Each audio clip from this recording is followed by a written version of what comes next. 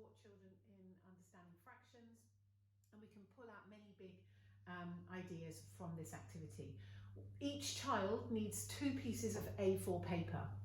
One of the pieces must be white. This represents the whole. So this one piece of A4 paper is our whole.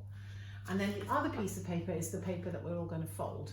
Now, ideally, what you do when you do this activity is each child has one white piece of paper and then as many different colours for the second piece of paper on each table. So one child might have a white and a blue, and another child will have white and red, and another child white and orange. So you mix up the colours on each table because they're going to swap their fractions once we've finished. So we take our second piece of paper, we keep our whole, and we fold this one in half. And we keep one half to the side, and we label this as the fraction. This is if white paper, A4 paper, is my whole, then this blue piece of paper represents 1 part out of 2, so it's half. Then the remaining piece of paper we've kept, we then fold,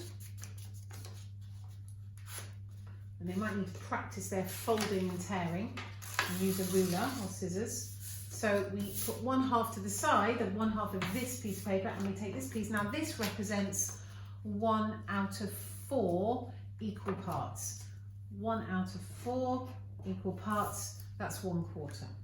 And we put that to the side. Then we take our previous piece of paper and we keep folding in half. And I hope you can see what's happening. So this now becomes 1 part out of 8. This represents 1 out of 8 equal parts on my piece of paper. Keep folding. So I always say to the children, I wonder what the smallest fraction you can possibly make, which is obviously exciting for them. So once I've got as far as I want to go, and I'm just going to stop at 1 part out of 32, we could keep going, and I'm sure the children will enjoy that. They might also notice the pattern of what's going on with the denominator, and this is 1 part out of 32. In fact, let's use that one because this one's a bit messy. So 1 part out of 32. So then we play swap shop.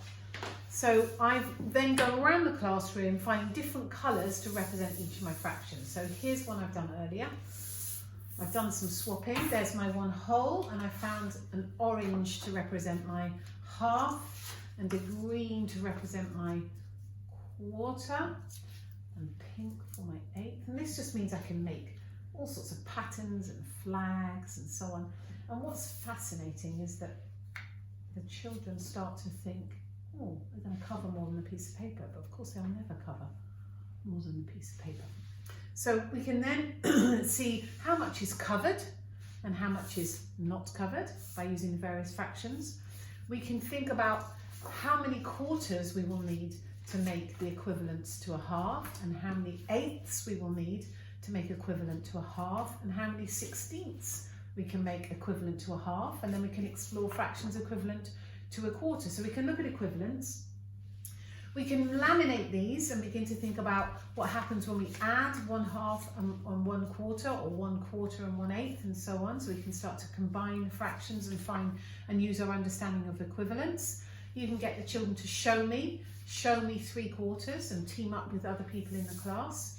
And as I say, we can make this a flag and cover our flag and think about how much is covered and how much is not covered if this is my flag, and so on and so forth. So lots of that. They could laminate these, keep them in a little pack, and pull these out to regularly practice and show you the fractions.